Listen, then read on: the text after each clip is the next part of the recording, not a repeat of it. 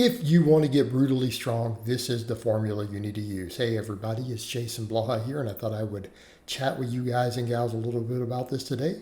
But a quick reminder, if you guys would please click a like on the video down below, I would appreciate it. If you aren't subscribed or following, please do so. And if you would be so kind as to drop me a comment down below to say hello or to give your thoughts on the video, I would appreciate that also. Thank you so much. All right, so let's talk about the performance elements that we want. You're going to see them demonstrated through here, starting with the max effort method. You'll see me max out on 4 different exercises. The dynamic effort method, and then the repetition effort method. This is all popularized by Westside Barbell, the strongest gym in the world.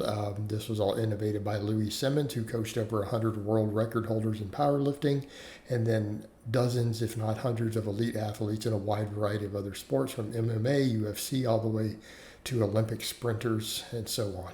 Okay, he knew what he was doing. But the lifts you'll see me maxing here on is going to be a close grip bench press. You saw me max out at 500 pounds on a camber bar, good morning. 500 here on a buffalo bar squat, as raw as can be, just with a belt and shorts on, no sleeves. And then a 585 conventional deadlift. I've pulled 635 in the past before. I'm a little older now. So here's the thing. Combining these methods together, why the max effort method? This is king. This is king. Maxing out. And when you see me doing these, notice these are maxes. Do you see anything moving fast? None of these look like a warm-up. None of them look like an opener. Every one of them, the weight moves slow. That's how you know you have hit a max. Okay? It will move significantly slower than the 10 or the 20 pounds before it did when you're ramping up. See that slow right there? You see a sticking point. Anytime you see a sticking point, you know you reached a max. That is what we are looking for when we talk about a max effort lift. For a single rep, you keep adding weight and you keep adding weight until it gets heavy. And you'll know it's heavy because you have a sticking point where the bar slows. You saw it on that deadlift, you saw it on the bench, everything else. All right, what's our other thing we need? So that's the reason we do that, is that's how we get strong. This is how we maximize strength. You have to learn to strain under a heavy load. And you don't get strong doing doubles, triples, fives. I'm not saying you don't get strong. You will not get as strong or maximize it as much as a 1 rep max. And a 1 rep max on a box squat will carry over to a back squat, or a 1 rep max with a safety bar squat will carry over to a normal back squat more than doing a triple or a 5 will with the exact same exercise, because max effort work carries over to similar max effort work. Those good mornings I just did, that 500 pound good morning carries over to a squat and a deadlift. It will help you with both. All right. What about the dynamic effort method? It's how we develop speed strength. We're working weights. I always say, look, we can vary it. I know there's a lot of nuance to this. Let's just call it 50%. We could argue about how much band and chain we use all day long. You're doing explosive work at 50% of your 1 rep max. Okay. Number one, it doesn't beat you up like maxes do. You can't max. Like on average, you're really only going to want to max if you're not on a lot of drugs, on about 2 lifts a week. So it literally maybe a bench and a deadlift of some type, right? Different type of press and a squat of some type, so on and so forth. Like about 2 lifts, that's about it. All right, the dynamic effort work doesn't beat you up the same, but what does it do? It teaches you to be explosive, teaches you to be fast. It teaches you to blast through those sticking points, okay? It also teaches you to set up and teaches you to find your technique, because you were doing stuff like 6 to 12, 1 to 3 rep sets, right? With very, very short breaks at around 50%. You are exploding as hard as possible. You're learning to move the weight fast. You're learning to move the weight explosively, and you're learning to find the grooves that do it. In other words, because you are doing it over and over and over real fast, you very quickly find what toe angle on a squat or a deadlift give you the most power. You quickly find out if I take my stance in or out 1 inch, I get more power. If I move my grip in or out an inch on the pressing, I get more power, because you're doing it over and over, and as you adjust, you find those spots. And when you find the positions to where you can explode the most, you're probably going to have the best max. Okay? Does everybody understand this? Hopefully they do. Do they all get that? The position to where you can explode the bar the fastest with that 50%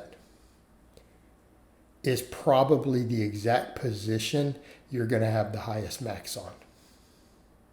Because it's going to allow you to blast through your sticking points easier. Like watch here, this sticking point right on this closed grip bench. Okay, so when you watch me do it, you'll see where it sticks near the lockout. So watch what happens there. So I'm going to see me unrack it, lower it down, right? Notice it blows off my chest really fast. So I'm really fast off the chest with a close grip, but notice that stick in the middle right there. That's my sticking point. All right, it teaches you to push through those. If I hadn't been doing any speed work, I might have stuck right there. Okay, I might have stuck because that's a very close grip. That's my fingers are on the edge of the smooth there, so that's real close. All right, so that's what we're looking for with that. And then what's the other stuff? What's with all the repetition work? So in this, I just gave you examples. You'll see me doing some laying extensions for triceps. You'll see me doing some belt squats for quads and adductors. You'll see me doing some good mornings. And those good mornings are with 315 for 10s in this one.